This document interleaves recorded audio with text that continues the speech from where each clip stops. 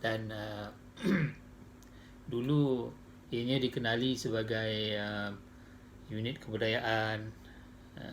Adalah nama-nama dia tertentu dan pada penubuhannya pada April 2019 ini, kita telah mengambil inisiatif untuk menetapkan bahawa ada 3 jabatan di bawah pusat kebudayaan dan 1 unit. 3 jabatan tersebut adalah Jabatan Seni dan Jabatan Sastra Warisan, Jabatan Tari dan Teater serta Jabatan Muzik. Sementara 1 unit tu adalah unit pentadbiran. Jadi tugas dan peranan pusat kebudayaan ni adalah macam biasalah, mengurus khidmat seni budaya dalam masyarakat dan juga dalam warga universiti, tak kira pelajar ataupun staff, yang mana kita lah memberi khidmat dari segi sudut perkhidmatan persembahan seni budaya dan juga apa juga yang berkaitan dengan seni budaya. Selain daripada itu, tugas kami adalah untuk menguruskan bakat-bakat pelajar.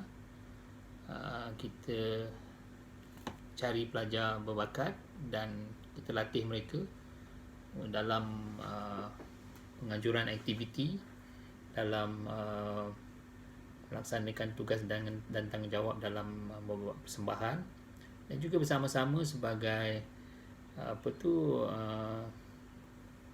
orang yang bertanggungjawab terlibat dalam pengurusan sesuatu acara ataupun aktiviti. Jadi dengan secara tak langsung, selain daripada ilmu akademik yang mereka dah memang belajar, kita juga instill sesuatu added value kepada pelajar-pelajar yang berada di universiti kita. Jadi added value-nya adalah dari segi pengurusan seni, pengurusan acara, pengurusan kebudayaan. Selain daripada mereka sendiri yang menjadi pelakunya, artisnya, pelakonnya, pemuisinya, pesilatnya dan sebagainya. Okey. Jadi untuk itu, pusat kebudayaan tidak hanya syok sendiri, tidak. Kita banyak menjalankan kerjasama dengan pihak-pihak luar, iaitu antaranya adalah seperti Jabatan Kebudayaan dan Kesenian Negara Negeri Johor, Majlis Kebudayaan Negeri, Yayasan Warisan Johor, Kementerian Pendidikan, Kementerian Kebudayaan, banyak lagi persatuan penulis, persatuan sejarah, yang mana ini semua akan menjadi rujukan kepada kita dan mereka juga merujuk kepada kami, untuk saling memantapi lah dalam usaha kita melestarikan warisan budaya negara. Ya, Alhamdulillah setakat ini peranan pusat kebudayaan dia sebelum ditubuhkan pun kita dah sebenarnya menjadi sekretariat kepada Majlis Kebudayaan Universiti Malaysia sejak 2018 lagi. Dan Alhamdulillah sepatutnya kita selesai pada 2019 Disember yang lalu, tetapi kita diminta untuk meneruskan tugas dan tanggungjawab sebagai sekretariat sehingga Jun tahun ini. Dan kita tak tahulah selepas itu sambung lagi ke ataupun macam mana, kita tengok keadaan. Jadi sepanjang kita mentadbir, sepanjang kita menjadi sekretariat, banyaklah perkara-perkara yang kita telah lakukan. Di antaranya adalah penganjuran program-program di bawah kementerian. Di antaranya macam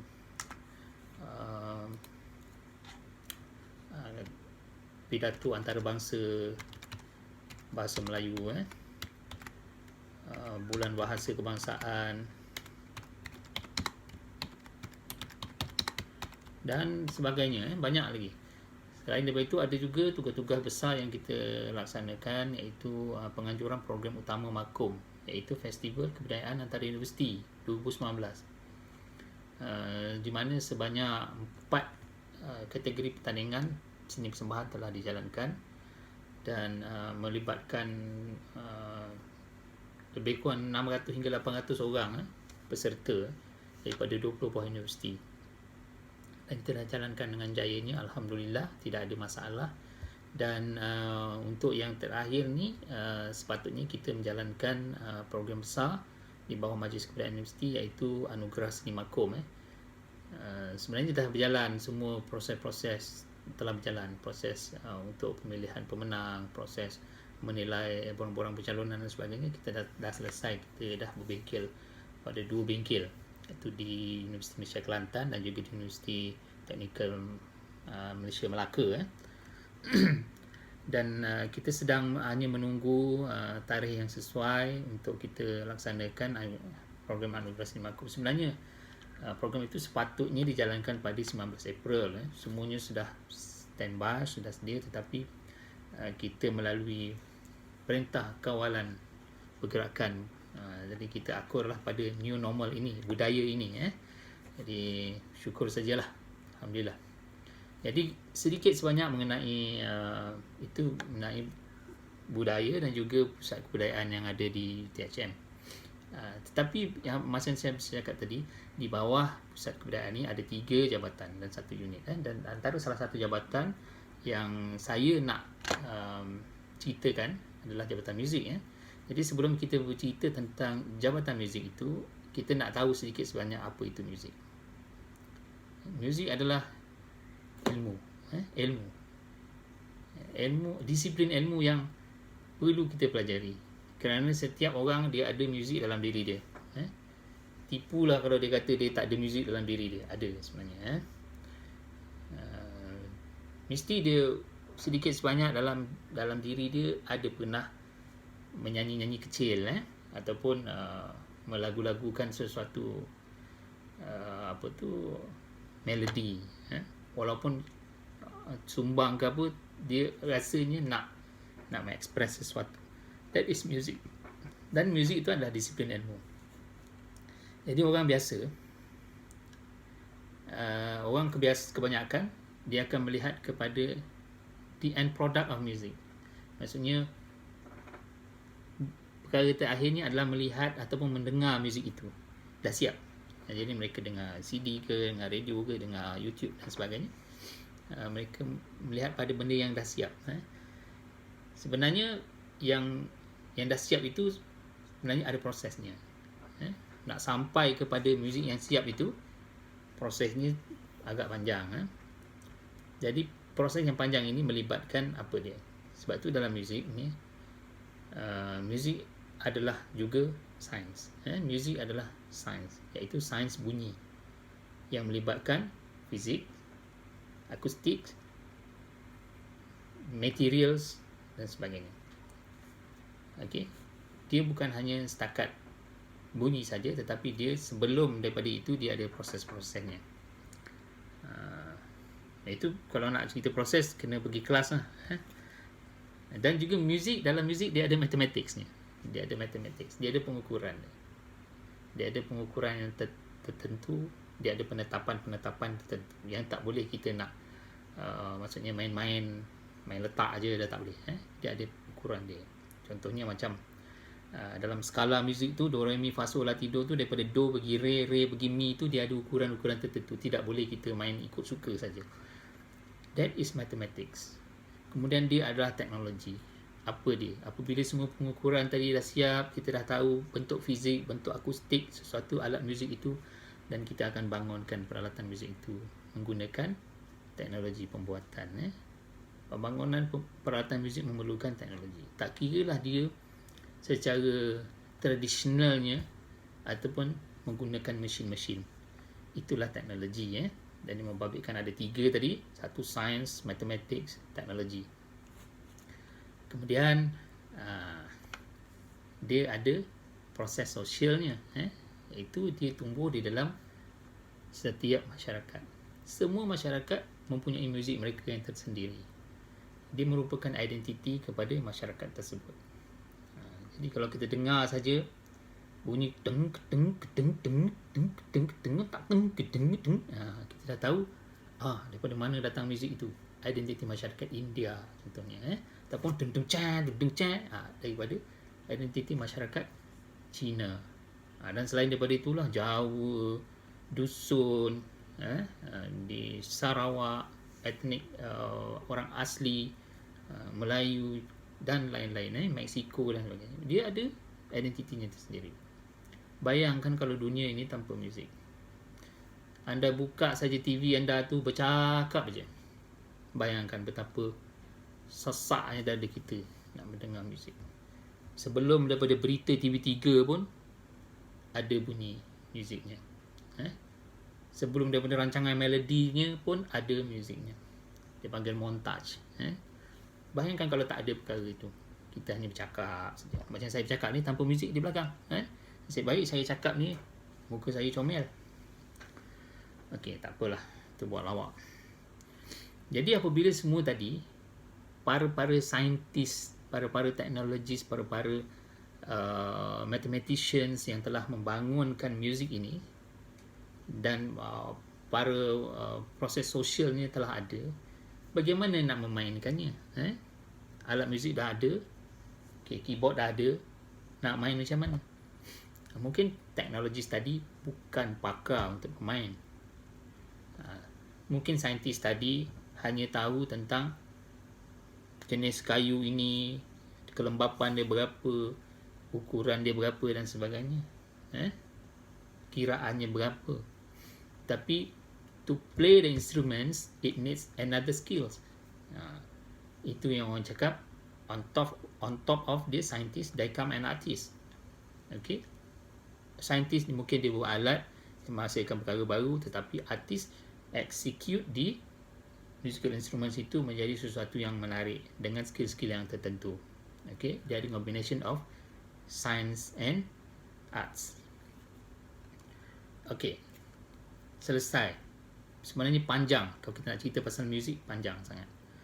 Okay, kita libatkan muzik dalam bentuk akademik. Sebab kita di universiti, kita tak boleh melihat muzik itu sebagai suatu end product yang hiburan semata-mata. Tidak. Sebenarnya dia adalah cabang ilmu yang amat luas. Muzik memerlukan fokus untuk latihan.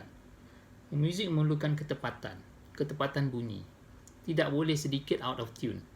If you are out of tune, you are not doing music, you are doing noise. Okay, you are making noise, you are not making music. Dan perlu quality kena faham tentang segala added value di dalam music tersebut. Contohnya macam harmonize, dynamics, soft loud, tanda-tanda yang perlu diikuti di dalam muzik-muzik yang dihasilkan. That is quality, and the quality needs practice. Okay, the quality needs practice, and the perfection is there to represent a good music. Jadi music dia akan menghasilkan apa? Dia menghasilkan banyak cabang ilmu. Di antaranya ialah music performance.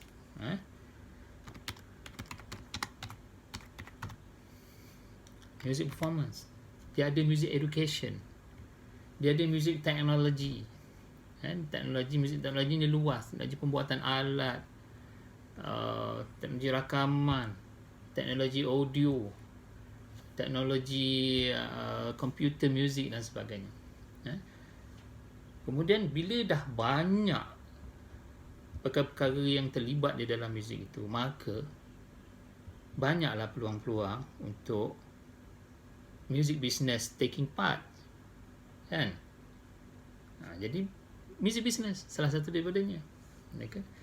Banyak lagi music therapy contohnya. Music therapy ni menggunakan muzik untuk cure the disease, the problems. Yang itu saintis lah. Saintis dia bersama-sama dengan musicians. Mungkin musician mainkan sesuatu yang boleh soothing kepada pesakit. Dan please scientists come here and help me macam mana cara dia punya waveforms dia, berapa ukuran dia. Mungkin kita boleh gunakan muzik yang sama untuk cure the other patients. Okay.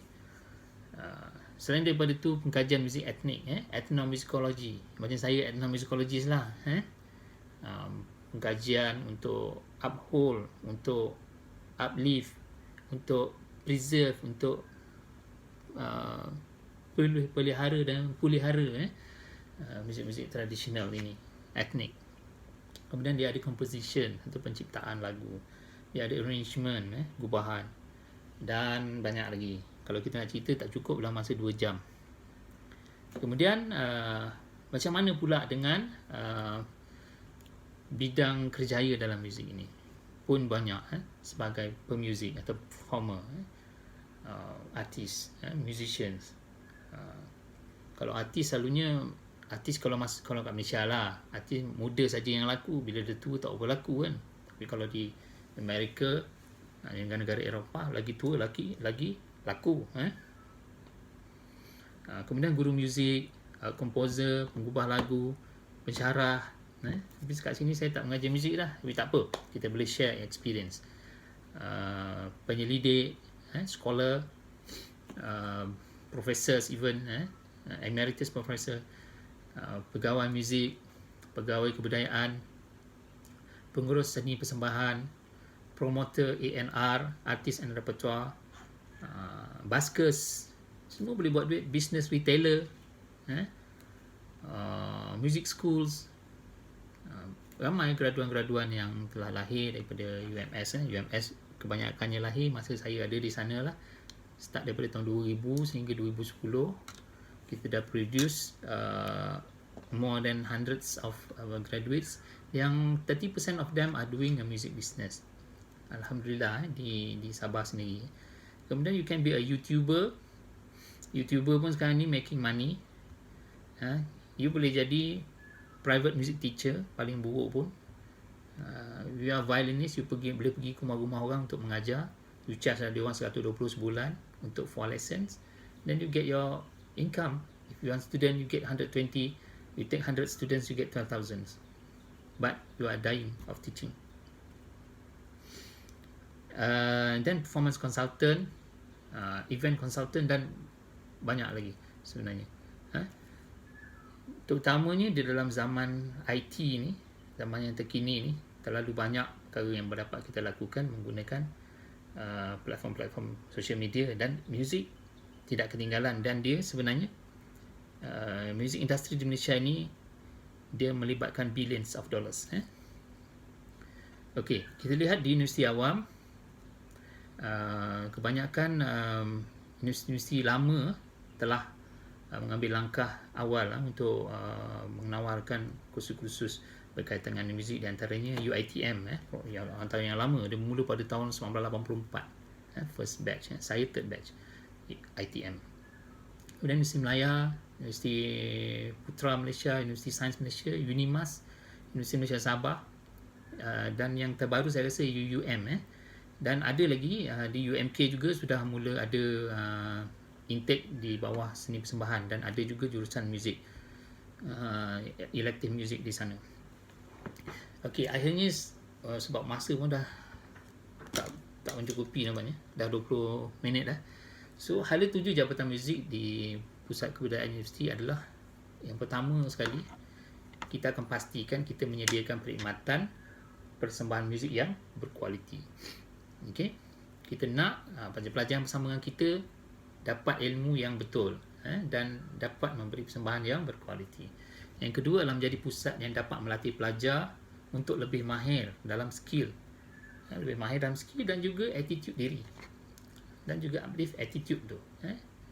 Attitude mereka tu penting, tidak sombong, tidak belagak, masih lagi nak belajar, still mau belajar, masih praktis, dan bukannya tempat untuk kita berhibur dan berlibur saja di sini. Tidak, kita tidak buka Jabatan Muzik ataupun Pusat Kebudayaan untuk tempat orang berlibur saja, tetapi dia mesti ada added value to the students. Kemudian menjadi pusat rujukan kepada para penyelidik masyarakat dalam bidang muzik, khususnya yang berteraskan budaya di Malaysia. Alhamdulillah, kita setakat ini kerjasama kita dengan beberapa agensi kerajaan maupun bukan kerajaan telah banyak menjalankan aktiviti-aktiviti dalam mengangkat kembali budaya muzik, khususnya yang berteraskan budaya di Malaysia. Jadi selain daripada itu, pastinya sebuah universiti perlu menghasilkan penerbitan-penerbitan, bentuk penulisan. Macam kita, bentuk penulisan mungkin kita belum lagi, tapi kita akan dalam perancangan untuk menghasilkan mungkin buku-buku manual, pembelajaran dan sebagainya. Dan media digital banyak kita hasilkan, daripada penciptaan lagu, video-video, dan juga yang lain lah, untuk kita bersama-sama memajukan universiti dan juga negara menerusi bidang ini, iaitu bidang muzik.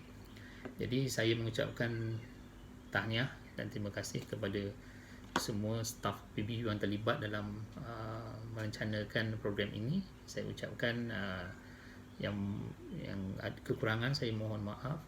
Kalau ada ilmu sedikit daripada saya yang dapat dimanfaatkan, saya bersyukur, dan kita mungkin jumpa lagi dalam siri yang akan datang. Wabillahi taufiq wal hidayah. Wassalamualaikum warahmatullahi wabarakatuh.